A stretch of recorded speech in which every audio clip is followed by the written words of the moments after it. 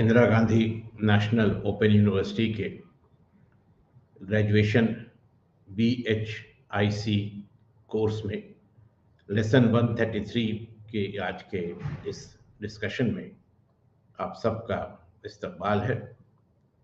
जैसा कि आप जानते हैं, इस पेपर में हम 1206 ईस्वी से 1707 ईस्वी तक भारत के इतिहास के बारे में, हिंदुस्तान की तारीख के बारे में चर्चा करते हैं। आज का यूनिट नवा यूनिट है। हम लोग वैसे एक वक्फे के बाद मिल रहे हैं, और अगर आपको ख्याल होगा तो पिछली बार जब हम लोग साथ थे तो हम लोग अहद वस्ता के निज़ाम अराज़ी के बारे में बात कर रहे थे, और शेर शाह के ज़माने तक जो तब्दीलियां आई थीं या जो इस्लाहात नाफिज हुए थे उनका हमने जायज़ा लिया था। आज हम अकबर के साथ गुफ्तगू शुरू करेंगे, और अकबर की खासी बहुत ज़्यादा बल्कि अहमियत है हिंदुस्तान की तारीख़ के हर मामले में, और इसमें निज़ाम अराज़ी भी शामिल है। जैसा कि आप जानते हैं, निज़ाम अराज़ी में जो बुनियादी चीज़ थी वो महसूल था, यानी लगान या जो लैंड रेवेन्यू था। अकबर के ज़माने में शुरू के दौर में इस निज़ाम की कोई मुनज़ब्त या कोई ऑर्गेनाइज्ड शक्ल नहीं थी। ये भी आप जानते हैं कि अकबर के पहले हिंदुस्तान के मुख्तलिफ़ इलाक़ों में अलग अलग हुकूमतें थीं, हर का अपना अपना एक निज़ाम था।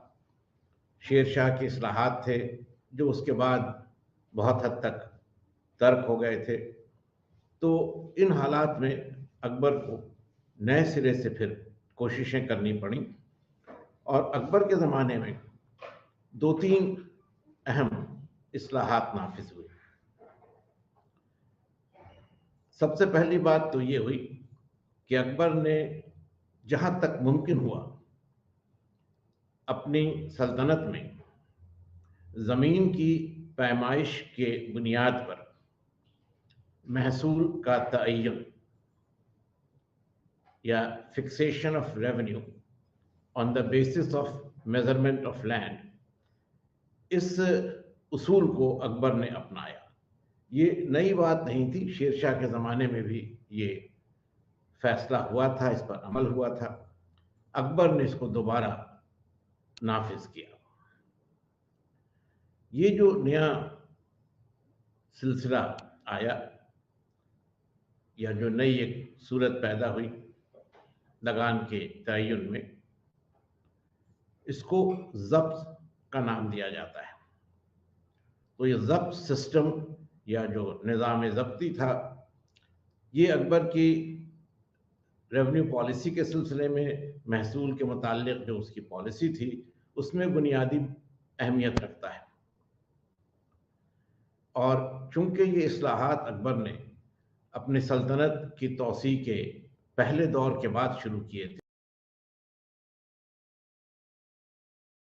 80-81 के आसपास, तो इसलिए उस ज़माने में जो इलाक़ा अकबर के इख्तियार में था, यानी कि पंजाब के हिस्से से लेकर कुछ वस्ती हिंदुस्तान का हिस्सा और कुछ अवध का इलाका, इसमें ज़ब्त का नफाज शुरू में हुआ। बाद में औरंगज़ेब के ज़माने में इसकी तौसी दक्कन में भी हुई और इलाक़ों में हुई। ज़ब्त के बारे में जैसा हमने आपसे कहा कि बुनियादी खासियत ये थी कि इसमें ज़मीन की पैमाइश के बुनियाद पर लगान को तय किया जाता था, और हर साल इसी बुनियाद पर कि कितनी ज़मीन खेती में काम आ रही है, इसी बुनियाद पर लगान को तय किया जाता था। लेकिन ज़ब्त के अलावा भी कुछ और सूरतें अकबर की सल्तनत में जारी थी। जैसे एक नाम आपको मिलेगा नस्ख या नसक। अब इसके बारे में थोड़ी इख्तिलाफ राय थोड़ा है, राय अलग अलग है। मोरलैंड ने मुगलों के दौर की जो माशी तारीख थी, इकोनॉमिक हिस्ट्री थी मुगल पीरियड की, उस पर पहली बार तफसील से किताब लिखी। उसमें एग्रेरियन सिस्टम पर उसने खास तवज्जो दी और उसके मुताबिक नसक एक तरह से टाइम बाउंड असेसमेंट था, यानी एक बार अगर शरह तय हो जाती थी तो फिर एक मुद्दत तक, वो मुद्दत कम या ज़्यादा हो सकती थी, उस मुद्दत तक वही तरीक़ा अपनाया जाता था। इरफान हबीब, जिनका बहुत ही मुस्तनद मोतबर काम है agrarian system of Mughal India पर, उनका मानना है कि नसख की कोई एक जैसी शक्ल नहीं थी, यूनिफॉर्मिटी नहीं थी, और मुख्तलिफ इलाकों में ज़ब्त के अलावा जो दीगर तरीक़े थे उनको ही मिलाकर नसख का नाम दिया गया। एक तीसरा नाम आप देखेंगे, दानाबंदी। दानाबंदी तकरीबन वही है जो सल्तनत के दौर में बटाई का सिलसिला था। तो ये चीज़ें अकबर के ज़माने में राइज रहीं। ज़्यादा अहम, जैसा कि हमने आपसे कहा, ज़ब्त का निज़ाम था और इसकी फिर अपनी कुछ खासियतें थी। ज़मीन की, यानी खेती में काम आने वाली ज़मीन की इस निज़ाम में, इस सिस्टम में दर्जाबंदी या कैटेगराइजेशन किया गया। आपको याद होगा शेरशाह ने भी अपने ज़माने में 3 दर्जे तय किए थे, गुड और एवरेज और बैड, नहीं, उम्दा, औसत और मामूली। अकबर के ज़माने में 3 की जगह 4 दर्जे हो गए, पोलज, पड़ती, चाचर और बंजर। एक बात और आपके सामने रखें कि शेर शाह के ज़माने में जो दर्जाबंदी हुई ज़मीन की, उसमें ज़मीन की पैदावार क्या थी उसको बुनियाद बनाया गया।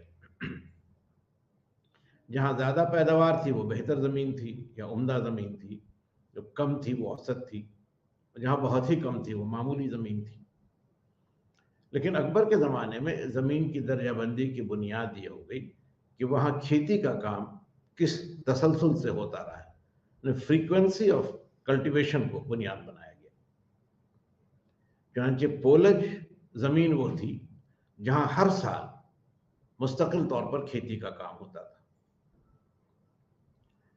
पड़ती ज़मीन वो थी जिसमें 1 साल के वक्फे पर खेती का काम होता था, यानी इस साल अगर खेती हुई तो अगले साल उसको खाली छोड़ देते थे, उसके बाद फिर उस पर खेती होती थी और यही साइकिल बना रहता था। चाचर ज़मीन वो थी जहाँ 2 से 5 साल के अरसे तक खेती के काम में वक्फा रखा जाता था, और बंजर ज़मीन वो थी जहाँ 5 साल या उससे भी ज़्यादा से खेती का काम नहीं हुआ हो। अब इसमें पोलज और पड़ती को उम्दा ज़मीन माना गया और चाचर और बंजर को कमतर ज़मीन माना गया। चुनांचे जो शरह महसूल की तय हुई उसमें पोलज और पड़ती में फसल का 1/3 हिस्सा किसान को लगान के तौर पर देना पड़ता था, लेकिन चाचर और बंजर ज़मीन में जो 1/3 हिस्से की शरह थी उसको 1/4 रियायत कर दी जाती थी, यानी दोनों के मुकाबले में चाचर और बंजर ज़मीन में महसूल की शरह कुछ कम थी। और इसकी वजह ये थी कि किसानों को इस बात का एक इंसेंटिव मिले कि जो ज़मीन अच्छी नहीं है, जहाँ खेती का काम मुस्तकिल नहीं हो सकता है, उस ज़मीन को भी खेती के काम में लाएं और रफ्ता रफ्ता उसको बेहतर बनाएं, उसकी ज़रखेज़ी को बेहतर बनाएं, और तब जब ये ज़मीन भी उम्दा दर्जे में आ जाती थी तो इस पर महसूल की शरह बढ़ा दी जाती थी। तो ये एक बड़ा काम था जिसके ज़रिए ज़राअत को फ़रोग़ दिया गया और जो कल्टीवेटेड लैंड था या खेती के काम में जो ज़मीन आ रही थी उसका जो रकबा था, उसका जो एरिया था वो और बढ़ गया। अकबर के ज़माने में एक बहुत ही अहम तजुर्बा या एक्सपेरिमेंट ये हुआ जो आईने दहसाला कहलाता है। और आईन दहसाला 1580-81 के आसपास नाफिज हुआ। आईन दहसाला का सीधा माने होगा 10 बरसों का कानून या 10 ईयर रेगुलेशन। लेकिन इसका जो इम्प्लीमेंटेशन था, इसकी जो वाकई शक्ल थी, वो थोड़ी अलग थी। इस माने कर कि इस ज़ाब्ते के तहत गुज़श्ता 10 बरसों में मुख्तलिफ इलाकों में जो पैदावार की शरह रही थी और अनाज की जो कीमत रही थी, उसकी तफसीलात हासिल की गई और फिर इनका एक औसत निकाला गया। उस औसत शरह को उस इलाके की तस्लीम शुदा शरह या स्टैंडर्ड रेट मान लिया गया और उसी की बुनियाद पर महसूल की शरह या जो लगान की दर थी, उसको तय कर दिया गया। अब इसमें हर साल ज़मीन की पैमाइश करने की ज़रूरत नहीं रही। जो कल्टीवेटेड एरिया था, जो प्रोड्यूस था, जो प्राइसेस थे, यानी जितनी ज़मीन खेती के तहत थी, जो फसल होती थी, जो फसल की कीमत थी मकामी सतह पर, वो सारा डेटा, वो सारे आदाद शुमार अब दीवान के दफ्तर में, जो रेवेन्यू मिनिस्टर था उसके दफ्तर में मौजूद थे और उसकी बुनियाद पर जो औसत शरह तय की गई, उसी का तयन या उसी का फिक्सेशन तकरीबन मुस्तकिल तौर पर या ऑलमोस्ट परमानेंट तौर पर कर दिया गया। अब यहाँ पर भी थोड़ा सा फ़र्क है, जो हमारे स्कॉलर्स हैं, जो हमारे माहिरीन हैं, उनकी तशरीह में। इश्तियाक हुसैन कुरैशी का ये मानना है कि ये 10 साला जो सिस्टम था, या 10 साला निज़ाम जो था, उसमें हर 10 साल की बुनियाद पर औसत तय की जाती थी, मगर इसका अमल यूं था कि हर 10 साल के पूरा होने पर जो आखिरी साल था उसके शरह को हटा देते थे और जो रवां साल था, जो करंट ईयर था, उसकी शरह को जोड़ करके एवरेज निकालते थे। इरफान हबीब इस ख्याल से इत्तेफाक नहीं रखते हैं और उनका कहना है कि ये ऑलमोस्ट सेमी परमानेंट तौर पर तय कर दी गई थी और कम से कम हमारे सामने ऐसा कोई दस्तावेज, ऐसा कोई सोर्स या ऐसा कोई रिकॉर्ड नहीं है जिससे यह जाहिर हो कि इसका हर साल रिवीजन होता था या हर साल इसका तयन नए सिरे से होता था। तो हम ये मान कर चल सकते हैं कि आईन दहसाला के तहत गुज़श्ता 10 बरसों का जो एवरेज था, जो औसत था, उसी की बुनियाद पर लगान या महसूल अराजी तय किया गया। अब जहाँ तक शरह का सवाल है, हमने आपसे अभी कहा कि 1/3 हिस्सा तो हुकूमत का होता था। उसके अलावा कुछ और भी छोटे टैक्सेस थे, सेस जिसको हम कह सकते हैं, जैसे ज़मीन की पैमाइश का जो खर्च होता था, लगान की वसूली का जो खर्च होता था, वो सब भी किसान को ही देना पड़ता था। ये सिलसिला शेर शाह के ज़माने से चला आ रहा था। इसके अलावा मुगलिया दौर में आप देखेंगे कि ज़मींदारों का जो तबका है, और उसका जिक्र अभी आएगा, ज़मींदारों का जो तबका है उसकी अहमियत बहुत बढ़ जाती है और किसान को, ज़मींदारों को भी फसल का 10वां हिस्सा या 1/10 उनके हुकूक या दस्तूरी के तौर पर देना पड़ता था। तो कुल मिलाकर अगर हम देखें तो किसान पर 1/3 से कहीं ज़्यादा बोझ था महसूल का और ये तकरीबन 40 से 45% हिस्सा किसान को ज़मीन और उससे जुड़े हुए मुख्तलिफ टैक्सेस में देना पड़ता था। कुछ मौरखीन मानते हैं कि ये बड़ा ज़ालिमाना निज़ाम था, ऑपरेसिव सिस्टम था और किसान को अपने फसल का बहुत कम हिस्सा मिल पाता था। कुछ लोगों का मानना है कि ये सिलसिला नया नहीं था, आमतौर पर यही शरह पहले से चली आ रही थी, बल्कि शेर शाह ने और उसके बाद मुग़लों ने किसानों को बहुत तरह की राहत भी दी। अब जैसे एक दो बात आपसे हम कहें तो शेर शाह ने तकावी कर्ज देने का सिलसिला शुरू किया था ताकि किसानों को खेती के काम में आसानी हो उस सिलसिले को मुगलों ने कायम रखा। शेर शाह के ज़माने में ये एक प्रैक्टिस थी, एक सिलसिला था कि अगर फसल ख़राब हो जाए तो किसान को लगान में रियायत दी जाती थी। अकबर ने इसके लिए एक बड़ा मुस्तहकम सिलसिला बना दिया कि अगर फसल ख़राब हो तो जिस तनासुब में फसल ख़राब हुई हो उसी तनासुब में ज़मीन की पैमाइश को घटा देते थे, यानी ऑफिशियल डॉक्यूमेंट्स में उसको नाबूद, यानी जो नॉन एग्जिस्टेंट हो वो नाम दे दिया जाता था, यानी लगा नहीं की जाती थी, उसका कोई एग्जिस्टेंस नहीं माना जाता। तो किसानों को राहत देने के भी बहुत सारे कदम उठाए गए थे और कुल मिलाकर देखा जाए तो ये बहुत ज़्यादा जालिमाना या बहुत ज़्यादा एक्सप्लॉयटेटिव सिस्टम नहीं था। अब मुगलों के ज़माने में ज़राअत के मामले में काफ़ी तरक्की हुई और उसके कई असबाब थे। सबसे पहले तो ये कि आबपाशी के लिए या इरिगेशन के लिए नए तरीक़े मुगलों के ज़माने में अपनाए गए। कुछ पहले से भी चले आ रहे थे।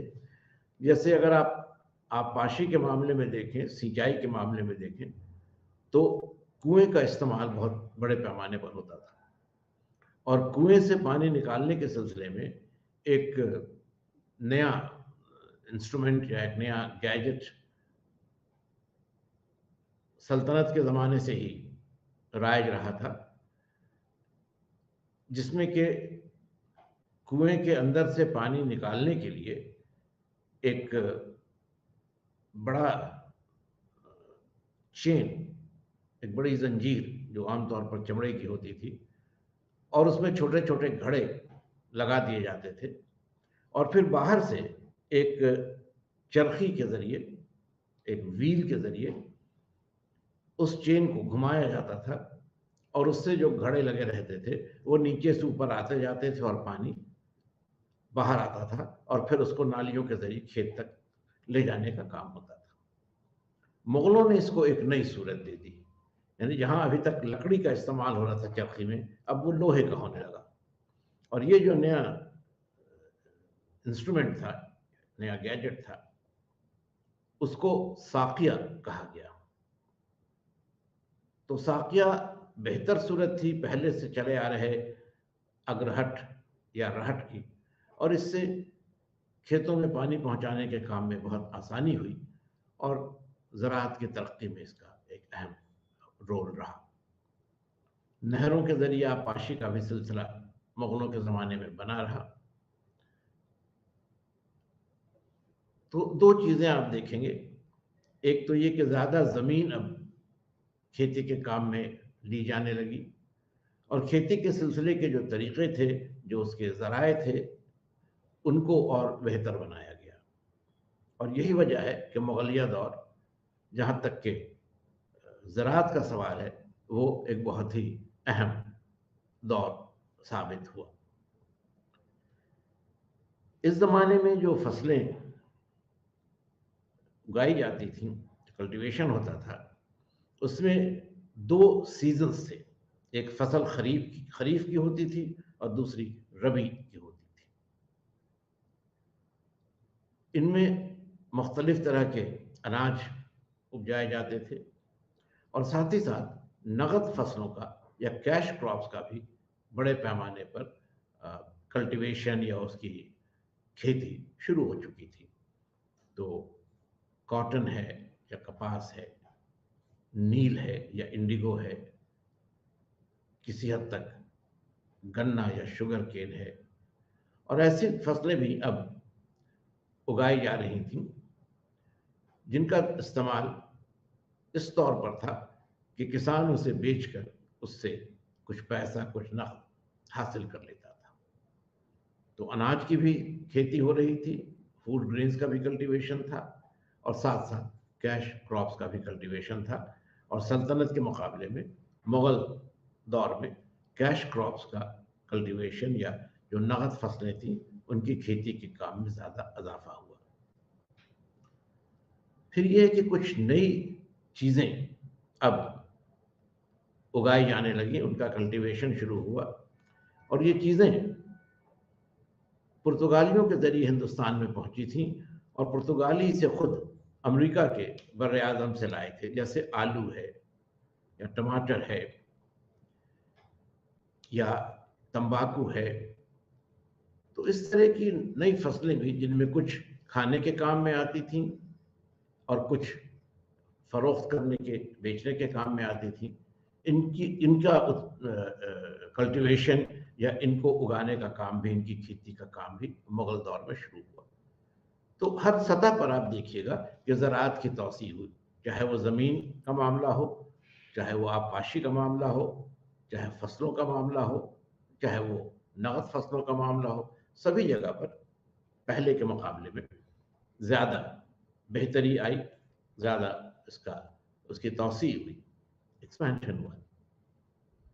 कुछ नई टेक्निक्स या कुछ नए तरीके भी आए, जैसे ग्राफ्टिंग या जिसे हम कलम लगाना कहते हैं। किसी एक दरख्त से या किसी एक पौधे से उसकी एक शाख निकालकर, उसका एक हिस्सा निकालकर उसको ज़मीन में बोने का काम और उससे फिर एक नया प्लांट या एक नया दरख्त, पौधा उगाने का काम शुरू हुआ। ग्राफ्टिंग की ये टेक्निक या कलम लगाने की ये तरीका मुग़लों के पहले हिंदुस्तान में राइज नहीं था और इसका ज़्यादातर इस्तेमाल फूलों को उगाने में या फूलों के कल्टीवेशन में किया गया।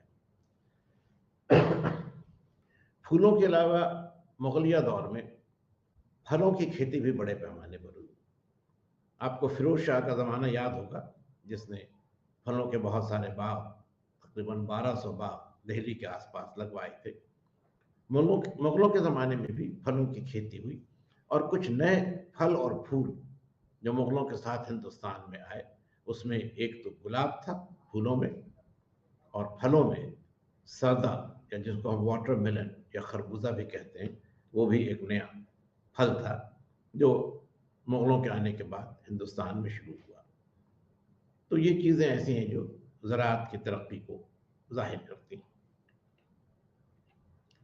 इसके बाद हमारा जो डिस्कशन है ज़राअत के सिलसिले में, उसमें एक और बात को भी ध्यान में रखना ज़रूरी है, और वो ये है कि देही समाज जो था, जो रूरल सोसाइटी थी, देही माशरा था, उसका क्या स्ट्रक्चर था, उसकी क्या शक्ल थी। तो इसमें आप देखेंगे कि सल्तनत के ज़माने से ही खूत, मुक़द्दम और चौधरी, ये 3 तरह के ज़मींदार या खुशहाल किसान देही समाज का अहम हिस्सा थे। अब इसमें एक ज़रा सा आप तस्हीह कर लीजिएगा, करेक्शन कर लीजिएगा। खूत की जो स्पेलिंग है उसमें ते की जगह तो होना चाहिए, खे वाव तो। तो खूत, मुक़द्दम और चौधरी, ये लोग सल्तनत के ज़माने से ही लगान के वसूलने के काम में मुग़लों हुकूमत को मदद पहुंचाते थे और इसके बदले में इनकी सहूलतें थी, इनके हुकूक थे। मुग़लों के ज़माने में ये जो अलग अलग कैटेगरीज थी, इन सब को एक ही नाम से जाना गया और ये थे ज़मींदार। ज़मींदार बुनियादी तौर पर ज़मीन के मालिक होते थे, इसीलिए इनको ज़मींदार कहते हैं। लेकिन आप अहद वस्ता की सूरत हाल को अगर जहन में रखेंगे तो ज़मीन पर किसी की मिल्कियत नहीं होती थी। सारी ज़मीन उसूली तौर पर बादशाह की थी। उस ज़मीन को जोतने वाला, उसमें खेती करने वाला जो किसान था, उसका ज़मीन पर यह हक था कि वह ज़मीन से बेदखल नहीं किया जा सकता था। जब तक वो खेती कर रहा था, लगान दे रहा था, तो ज़मीन उसके कब्जे में थी, तो पोजीशन उसका था। ज़मींदार जो थे, उनका हक या उनका जो दावा था ज़मीन पर, वो सिर्फ इस हद तक था कि ज़मीन की जो पैदावार थी, जो प्रोड्यूस थी, उस पर उनका दावा था। सॉरी। और वो दावा भी कुल पैदावार का 10वां हिस्सा था या 1/10 था। ये जो हिस्सा था ज़मींदारों का, इसे जमींदारों के हुकूक, या दस्तूरी भी कहा गया, या जमींदारी राइट्स अंग्रेजी में हम उसके लिए कह सकते हैं। अब जमींदारों में भी दो तीन दर्जे थे। सबसे आला मकाम उन जमींदारों का था जो जमींदार राजा कहलाते थे। जाहिर है कि इनके पास बड़े इलाके थे और इनकी हैसियत मौरूसी थी। मौरूसी इस माने कर कि जिस इलाके पर एक शख्स का इख्तियार था, मरने के बाद वो उसी के बेटे को हासिल हो जाता था। और ये अंदरूनी मामलात में, इंटरनल मैटर्स में बहुत हद तक खुद मुख्तार होते थे, ऑटोनमस होते थे। इसके बाद सेकेंडरी जमींदार थे, दूसरे दर्जे के जमींदार थे, सानवी दर्जे के जमींदार। इनका काम था कि किसानों से लगान को वसूलें और उसको सरकार के नुमाइंदों को, हुकूमत के नुमाइंदों को पहुंचाएं, और इसके बदले में इनको दस्तूरी मिलती थी। तादाद के हिसाब से सबसे बड़ा तबका इन्हीं जमींदारों का था। और मुगलों के महसूल अराजी का जो निज़ाम था, उसका एक तरह से कलीदी हिस्सा, उसका जो की कंपोनेंट था, वो यही जमींदार थे, सानवी हैसियत के जमींदार, इंटरमीडिएरीज। इसके बाद एक तीसरा दर्जा भी था जमींदारों का, जिसको प्राइमरी जमींदार कहते हैं, इब्तदाई जमींदार। इन लोगों के पास कम जमीनें होती थी, लेकिन इनकी जो अहमियत या इनका जो मकाम था, वो इस वजह कर था कि अपनी जमीन पर खुद खेती नहीं करते थे। अपनी जमीन पर ये मजदूरों से, जो वेज अर्निंग लेबरर्स थे, उनसे खेती का काम कराते थे या उनको अपनी जमीनों पर बसाते थे। तो लगान वसूलने का काम या दाखिली इंतजाम का काम ये इनके हाथ में नहीं था, मगर इनको ये हक जरूर था कि जो जमीन इनके कब्जे में है उस पर वो किसानों को बसाएं और उनसे खेती का काम कराएं। कुल मिलाकर अगर आप देखें तो जमींदारों का तबका एक ऐसा तबका था जिसकी आमदनी का सारा सिलसिला जमीन की पैदावार से था, लेकिन उस पैदावार के लिए ये खुद कोई काम नहीं करते थे। ज़राअत का काम ये खुद नहीं करते थे, लेकिन दूसरे जो काम करते थे उसमें ये अपना हिस्सा हासिल करते थे। और इसीलिए कहीं कहीं इनको एक पैरासाइटिकल क्लास का भी नाम दिया गया है, यानी एक ऐसा तबका जो दूसरों की मेहनत पर अपनी जिंदगी गुजारता था। इसके बाद जो सबसे बड़ी तादाद में देही आबादी का हिस्सा था वो किसान थे। किसानों में दो तरह के लोग थे। एक वो थे जो खुदकाश्त थे और एक जो पाही काश्त थे, जिनके लिए मुजारे का भी लफ्ज इस्तेमाल हुआ है। खुदकाश्त या मुजारे वो किसान थे जिनका जमीन पर एक हक था, ऑक्यूपेशन राइट था, उनकी अपनी जमीन होती थी जहां वो मुस्तकिल तौर पर खेती करते थे, और एक किसान के मरने के बाद उसके बदले में उसका बेटा या उसका वारिस खेती का काम आगे जारी रखता था। तो इस जमीन पर जो एक ऑक्यूपेंसी थी, जो कब्जा था, वो इन लोगों के मामले में, खुदकाश्त किसानों के मामले में मौरूसी था, और आम हालात में इनको जमीन से बेदखल नहीं किया जा सकता। पाही काश्त में वो किसान आते थे जो जमीन पर कोई हक नहीं रखते थे, बल्कि उनको जमींदार बसाते थे, और जमींदार अगर चाहें तो उनको जमीन से हटा भी सकते थे। तो उनका कोई ऑक्यूपेंसी राइट प्रोटेक्टेड नहीं था, उसकी कोई हिफाजत का मामला नहीं था। लेकिन फिर भी जो सूरत हाल थी वो कुछ ऐसी थी कि जमीन की फरावानी थी और किसानों की निस्बतन कमी थी। इसलिए जमींदारों को भी, जो इन पाहीकाश्त किसानों को बसाते थे, उनको भी इस मामले में कोई फायदा नहीं था कि वो किसानों को बेदखल करें। जब तक किसान है, खेती हो रही है, तो उसका फायदा उन्हें मिलता रहता था।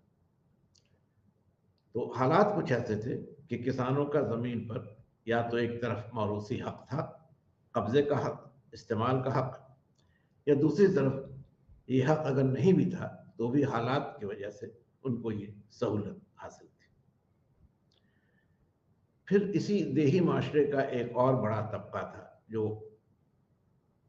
कारीगर थे, या जो आप कह सकते हैं शिल्पकार थे, आर्टिजन्स थे।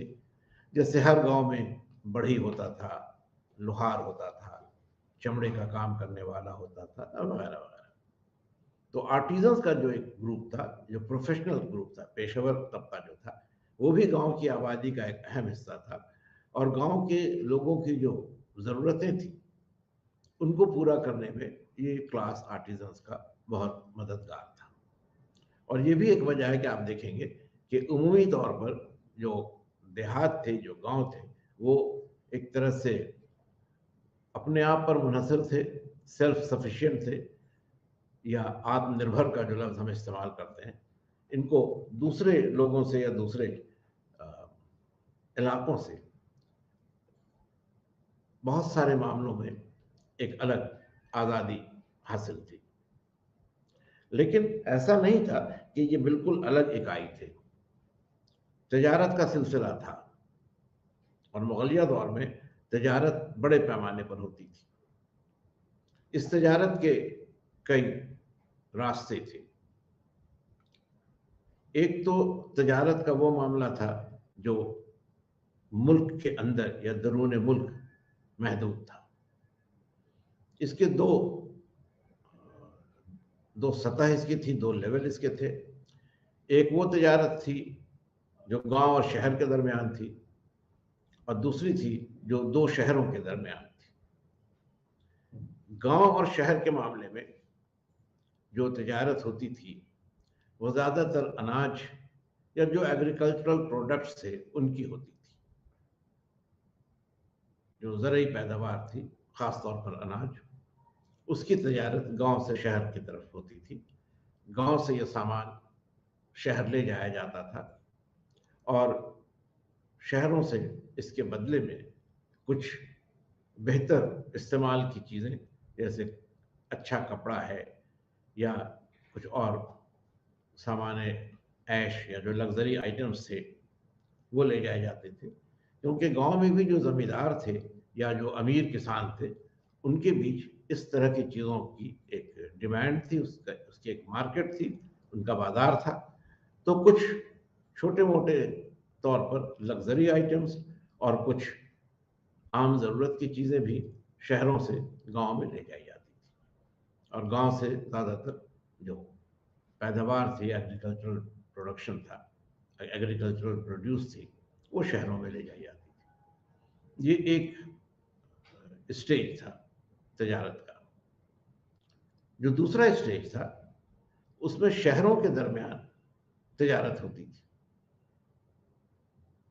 शहरों के दरमियान तजारत का मामला ये था कि किसी एक शहर से दूसरे शहर में सामानों का तबादला होता था।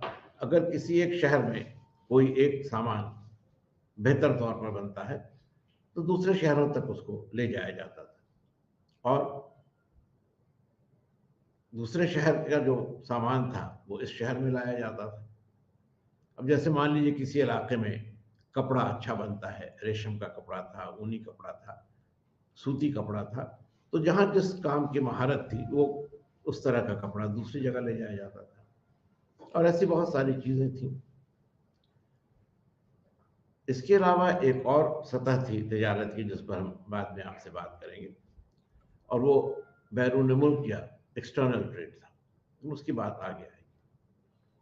पहले हम लोग इनलैंड ट्रेड की बात कर रहे हैं, दरून मुल्क तजारत की बात कर रहे हैं। इसके दो रास्ते थे जिनका इस्तेमाल होता था।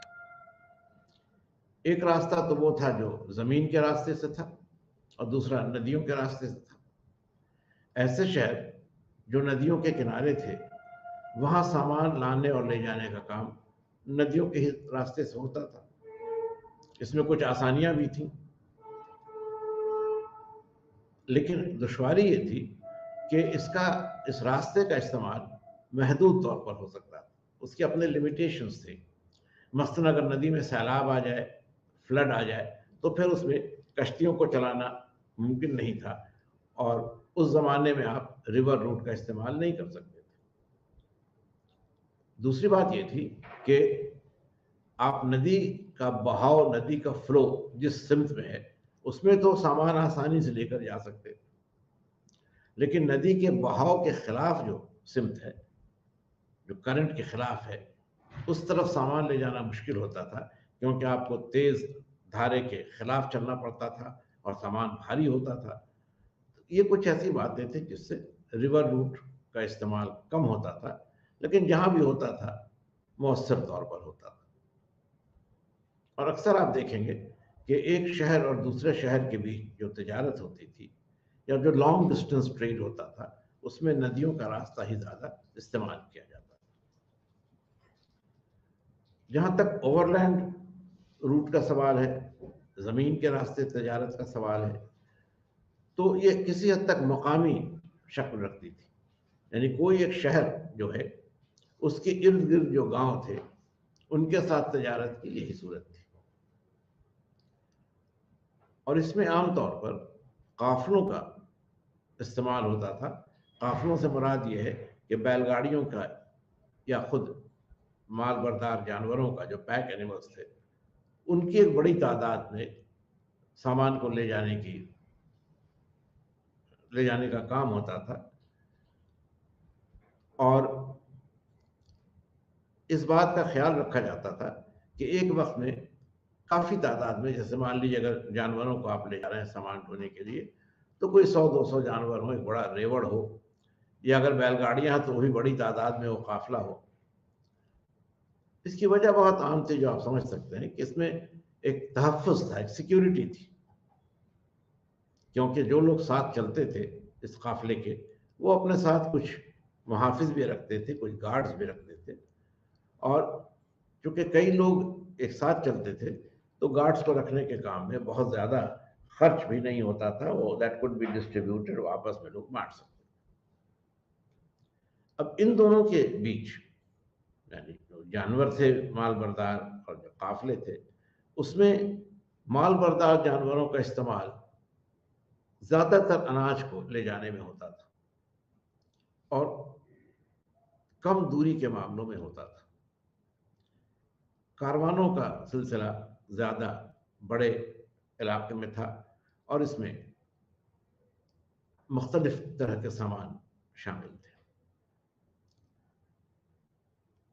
इस तजारत में जो लोग हिस्सा लेते थे, उसमें अनाज की तजारत में ज़्यादातर कारवानी या बंजारे अहम मकाम रखते थे।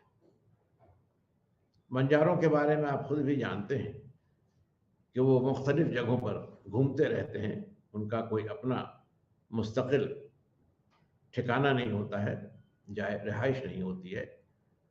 चुनांचे सामान लाने ले जाने के लिए इनके पास काफ़ी तादाद में जानवर होते थे, पैक एनिमल्स बहुत थे इनके पास। तो अनाज को ले जाने के काम में इनकी अहमियत थी और इनका अपना एक रोल था जिसको पूरा करते थे। इसके अलावा जो बाहर से तजारत करने वाले लोग थे, ख़ासतौर पर ज़मीन के रास्ते से, उसमें मुल्तानी सौदागर या मुल्तानी ताजिर मशहूर थे। मुग़ल दौर में आप ये भी देखिएगा कि बैरून मुल्क से भी ताजिर हिंदुस्तान आते थे और ये एक तरफ बैरून मुल्क या एक्सटर्नल ट्रेड में भी हिस्सा लेते थे और साथ ही साथ मकामी तजारत में भी या दरून मुल्क तजारत में भी, इनलैंड ट्रेड में भी इनका हिस्सा होता था, इसमें भी ये पार्टिसिपेट करते थे। तो ये एक नया तो नहीं, लेकिन एक नया और बड़ा, नया इस मायने का बिल्कुल तौर पर नहीं कि पहले भी सल्तनत के ज़माने में भी कुछ बैरूनी ताजिरों के बारे में हमें जिक्र मिलता है, लेकिन ये तादाद मुगलिया दौर में बहुत बढ़ गई थी। और सही मानों में अगर हम कहें तो बैरूनी सौदागरों का जो, उनकी जो एक्टिविटी थी, उनके जो काम थे, वो मुगलिया दौर में बहुत बड़े पैमाने पर है। अब जाहिर है कि तजारत जब इतने बड़े पैमाने पर हो रही थी, तो पैसे का जो इनफ्लो था या आउटफ्लो था, उसको भी रेगुलेट करने की ज़रूरत थी। यानी मान लीजिए कोई शख्स किसी जगह कोई सामान खरीदना चाहता है और वहाँ उसको पैसा देना है, तो चूँकि रास्ते थोड़े गैर महफूज़ थे, लुटेरों का डर था, डाकुओं का डर था, तो बहुत ज़्यादा नकदी लेकर जाना महफूज़ नहीं था, सेफ नहीं था। तो उसके लिए एक बैंकिंग का सिस्टम भी था।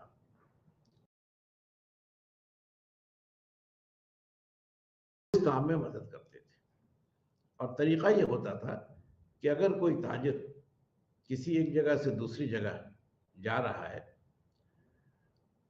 तो वो अपने शहर में एक रकम जो उसको काम में लेनी है, वो रकम किसी महाजन के पास जमा कर देता था और वो महाजन उसको एक कागज देता था जो हुंडी कहलाता था, और इस हुंडी की मदद से दूसरे शहर में जाके उसको सामान खरीदना है, तो वहां का जो महाजन होता था उसको वो हुंडी देकर यानी वो पैसा जो ताजिर था, जो सौदागर था, वो वहां हासिल कर सकता था। तो इस तरह कैश का सीधे ट्रांजैक्शन न करके हुंडियों के जरिए पैसे का लेन देन का मामला था, और ये बहुत तरक्की याफ्ता शक्ल में था। और जो गैर मकामी ताजिर हिंदुस्तान आए हैं, बैरूनी जो ट्रेडर्स हैं या जो ट्रैवलर्स हैं, वो इस बात की बराबर तारीफ करते हैं कि इस सिस्टम में, जिसके पीछे कोई हुकूमत की ज़मानत नहीं थी, जिसके पीछे कोई तंजीम नहीं थी, बिल्कुल ज़ाती लेन देन का मामला था, लेकिन इसमें बहुत ज़्यादा ईमानदारी बरती जाती थी। ऐसा कभी नहीं होता था कि किसी ने हुंडी दिखाई हो और उसको वो महाजन पैसा देने से इनकार कर दे। तो ये एक अपना प्राइवेट या ज़ाती तौर पर एक निज़ाम था, लेकिन ये बहुत आला पैमाने पर था, इसमें बड़ी ईमानदारी थी और इससे जो भी ताजिर थे उनको बहुत आसानी होती थी। ये जो बैंकर्स थे या महाजन थे, ये कर्ज भी देते थे। अगर किसी को ज़रूरत हुई तो वो कर्ज ले सकता था, उसकी ज़ाहिर सूद की एक शरह होती थी और वो बाद में इसको अदा कर सकता था। और आप देखेंगे कि एक ऐसा भी मामला रहा है कि मुगलिया दौर में बहुत सारे जो जागीरदार थे, अक्सर वो भी महाजनों से या जो सर्राफ थे उनसे कर्ज लिया करते थे। ये बड़ा दौलतमंद तबका था ये। अब जागीरदार क्यों कर्ज लेते थे वो भी आपको दो लफ्जों में बता दें।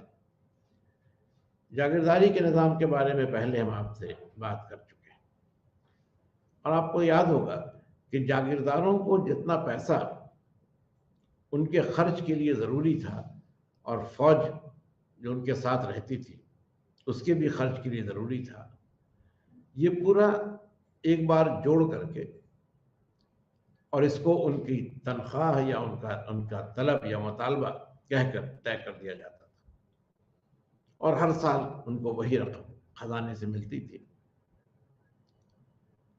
अब इसमें कभी कभी दुश्वारी हो जाती थी। दुश्वारी इस माने कर होती थी कि अगर कभी लगान के वसूली में देर हो गई किसी सबब से, या फसल अगर खराब हो गई तो लगान में कमी भी हो जाती थी। अब ये जो फर्क हो जाता था, जो एस्टिमेटेड इनकम थी और जो एक्चुअल इनकम थी, यानी जो जमा, तो जागीरदारों के लिए मुश्किल होती थी, पैसे की कमी हो जाती थी और तब वो पैसा ये कर्ज के तौर पर हासिल करते थे महाजनों से, और फिर जब बेहतर हालात होते थे तो इस कर्ज को लौटा देते थे। और आपको ये भी बता दें, आप मॉडर्न इंडिया में इसके बारे में पढ़िएगा कि अंग्रेज़ों ने भी जब बंगाल में मदाखलत शुरू की, तो उस ज़माने में बंगाल के जो महाजन थे या सर्राफ थे, वो इतने दौलतमंद थे और बंगाल के नवाबों का उनसे एक ऐसा सिलसिला था कि अंग्रेज़ों ने लड़ाई का खर्च पूरा करने के लिए जो वहाँ के सर्राफ या महाजन थे, जिनको जगत सेठ भी कहते थे, बहुत दौलतमंद होते थे, तो जगत सेठ से भी अंग्रेज़ों ने पैसा कर्ज लिया था इस लड़ाई को, प्लासी की लड़ाई को फाइनेंस करने के लिए। तो ये हम सिर्फ आपको ये एक अंदाज़ा देना चाह रहे हैं कि बिल्कुल अनऑर्गेनाइज या गैर मुनज़्ज़म तौर पर ये बैंकिंग सेक्टर था जो मुगलिया अहद में काम कर रहा था, और बहुत बड़े पैमाने पर रुपए पैसे का लेन देन कई सतह पर इसके जरिए होता था। एक और बात आपसे कह दें, जागीरदारों का जिक्र भी आया, तो ये भी आपको बता दें, जो पहले हमने कहा है सिर्फ दोहरा देते हैं, कि जागीरदारों को जो जमीन बतौर जागीर दी जाती थी, वहां से लगान वसूलने का काम उन्हें खुद करना पड़ता था। उसके लिए अपना उनको एक अमला फेरा, एक स्टाफ रखना पड़ता था, और अगर वो ऐसा नहीं कर पाते थे तो फिर जो सरकारी यानी हुकूमत के जो मुलाजिम थे, जो बादशाह के मुलाजिम थे, वो इस काम को कर देते थे जागीरदारों के लिए भी, मगर उसके लिए उनका जो खर्च था वो जागीरदारों को उठाना पड़ता था। तो इसलिए ऐसा सिस्टम था जिसमें बहुत तरह के करंट्स और क्रॉस करंट्स थे, लेकिन वो एक दूसरे को बैलेंस रखते थे, और इस वजह से कोई ज़्यादा मसला या कोई ज़्यादा पेचीदगी आम हालात में पैदा नहीं होती थी। अब एक और बात आपसे इसी सिलसिले की बताएं, जो हम लोग बैंकिंग की बात कर रहे हैं, कि मुगल पीरियड में एक इंश्योरेंस का भी नज्म था, बीमा का भी सिलसिला था, और वो बीमा भी यही बड़े बड़े साहूकार या जो सर्राफ थे वो किया करते थे। बीमा इस माने कर होता था कि अगर कोई आदमी सामान एक शहर से दूसरे शहर ले जा रहा है, तो उसकी जो कीमत थी उसके हिसाब से जो साहूकार था या जो सर्राफ था, महाजन था, वो उस पैसे की जमानत लेता था कि सामान एक शहर से दूसरे शहर तक महफूज पहुंचेगा, और अगर महफूज नहीं पहुंच सका, लूट लिया गया या बर्बाद हो गया, तो उसका जो नुकसान था, उसका मुआवजा, उसका कंपनसेशन वो सर्राफ या वो बैंकर देगा, महाजन देगा। इसके बाद तो आपको प्रीमियम देना पड़ता है,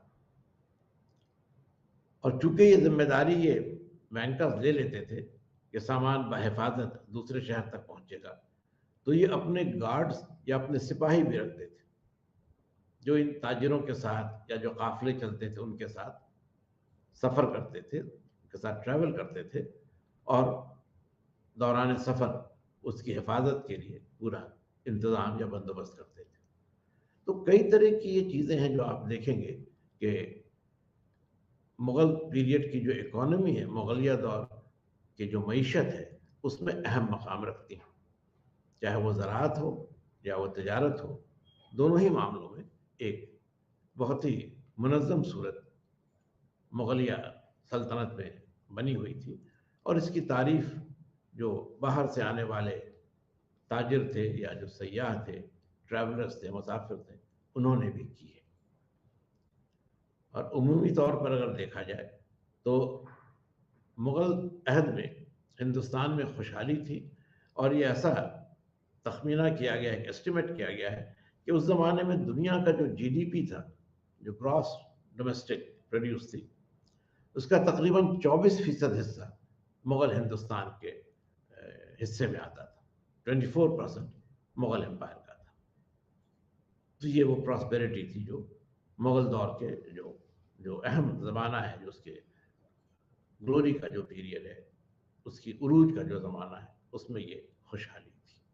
बाद में तो हालात बदल गए, और जब हालात बदले तो एक और अहम बात ये आई कि ज़मींदारों का अब तक जो एक मुस्बत रोल रहा था, जिस तरह वो लगान के वसूलने के काम में और देही इलाकों में जो रूरल एरियाज थे, वहाँ अमन और क़ानून बनाए रखने में, लॉ एंड ऑर्डर बनाए रखने में हुकूमत की मदद करते थे, वो मामला ख़त्म हो गया। और बहुत सारी जगहों पर, ख़ासतौर पर औरंगज़ेब के ज़माने में या उसके बाद भी, जो बगावतें हुई हैं या जो एक खलफशार की कैफियत रही है, tumult रहा है, उसके पीछे ज़मींदारों का ही हाथ था। वजह ये थी कि ये जो पूरा निज़ाम था महसूल अराज़ी का, उसमें 3 दर्जे थे। सबसे ऊपर बादशाह था, और उसके जो जागीरदार थे, अफसरान थे। उसके बाद दरमियानी सतह पर जमींदार थे। इसमें जमींदार राजा से लेकर सानवी जमींदार तक सभी शामिल थे, और सबसे नीचे किसान थे। तो शुरू के दौर में ये जो जमींदार थे, चाहे वो जमींदार राजा हो या सानवी जमींदार हो, ये मरकज के साथ या जो बादशाह की हुकूमत थी उसके साथ ताउन करते थे। ताउन करने की वजह ये थी कि मरकजी हुकूमत बहुत ताकतवर थी, उसका असर बहुत ज़्यादा था, तो उसकी पनाह में आ जाने से, उसके साथ ताउन करने से इनको फ़ायदा होता था। आप देखेंगे कि अकबर के ज़माने में बहुत सारी नई ज़मींदारियाँ कायम की गई, लोगों को ज़मीनें दे दी गई बसने के लिए, किसानों को बसाने के लिए, और उससे कई तरह के राज कायम हुए।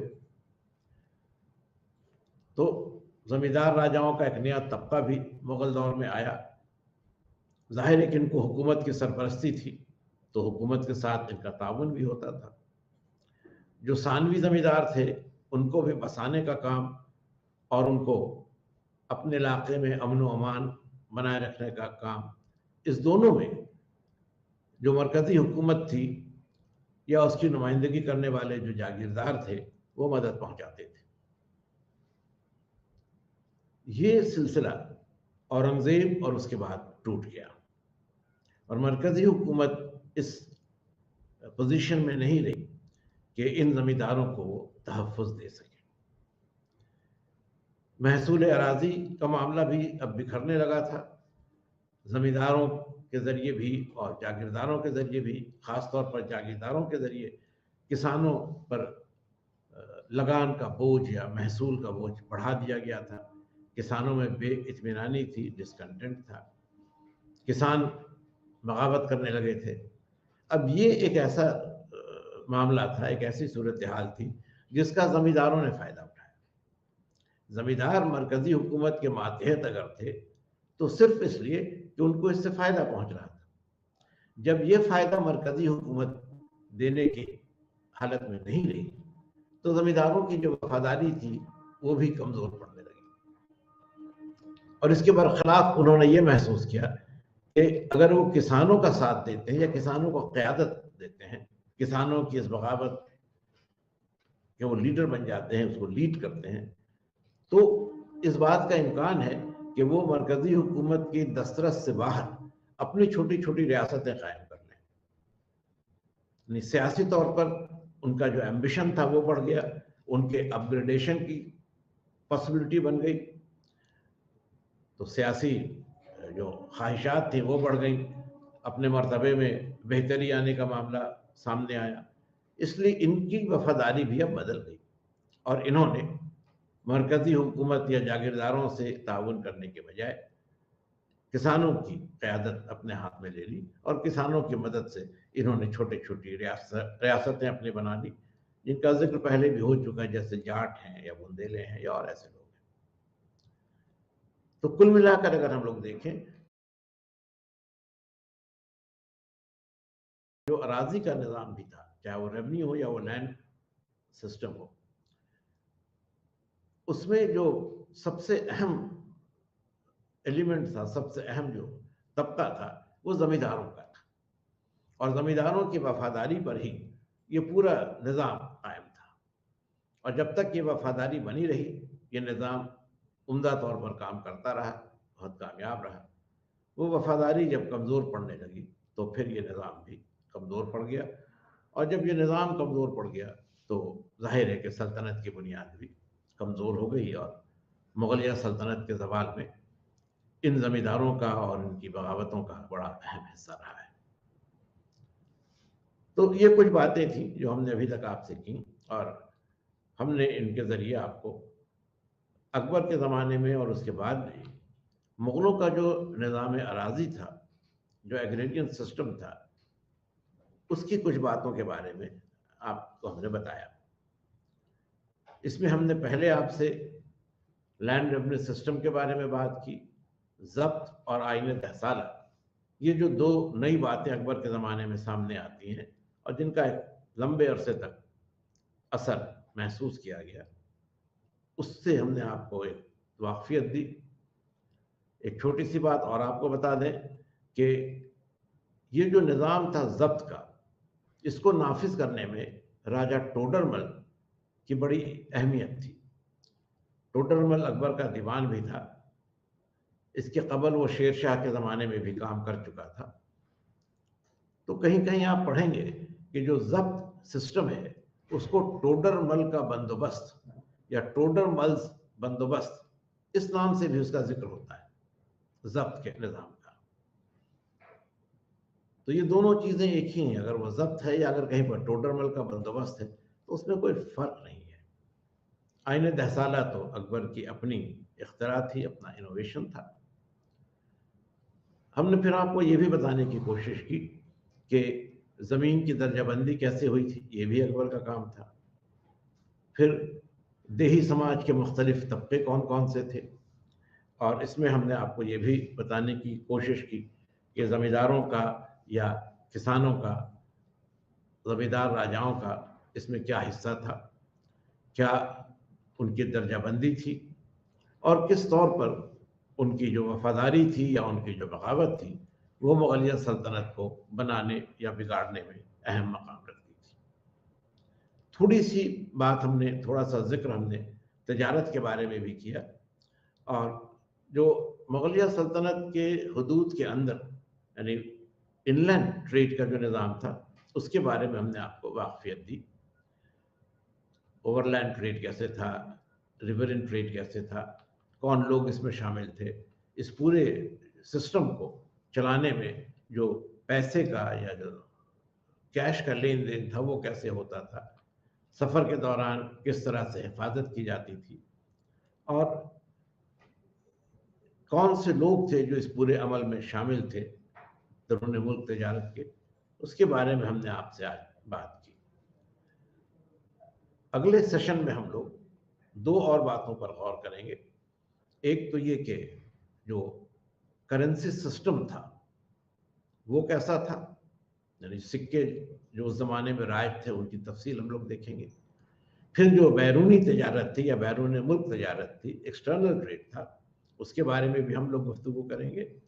और तब शहरी ज़िंदगी की जो और ख़ास बातें हैं, अभी हम लोगों ने देही समाज की बात की, अगले सेशन में हम लोग शहरी समाज जो था, शहरी माशरा जो था, उसकी कैसे तश्कील हुई और उसकी क्या ख़ास बातें थी, इन पर हम बात करेंगे। तो आज के क्लास में हमने आपको जिन बातों को बताया उनसे, और जो पिछला क्लास हमारे साथ हुआ था उनमें एक तसलसल है, आप उसका ध्यान रखेंगे। सल्तनत के दौर में, शेरशाह के दौर में क्या था और मुग़ल दौर में क्या रहा और उसमें क्या तब्दीली आई। अगर आप इसको एक साथ मिलाकर पढ़ने की कोशिश करेंगे और इसमें आपका जो स्टडी मटेरियल है वो आपके लिए बहुत मददगार होगा, तो आप दोनों को साथ मिलाकर जब देखेंगे तो आपको दोनों दौर की जो अपनी खसूसियतें हैं, जो सेलिएंट फीचर्स हैं, वो भी समझ में आएंगे, और इनके बीच जो कंटिन्यूटी है, जो एक तसलसल है, और जो तब्दीली है, जो चेंज है, इसको भी आप बेहतर तौर पर महसूस कर सकेंगे।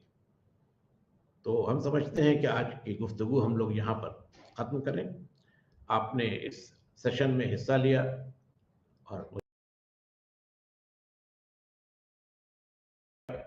और हम फिर एक बार आपको यही मशवरा देंगे कि जिन बातों का जिक्र इस सेशन में हुआ है और इससे पहले के सेशन में हुआ है, उन दोनों को आप एक साथ मिलाकर पढ़ने की कोशिश करें, तो इस मौजू को समझना आपके लिए बहुत आसान होगा।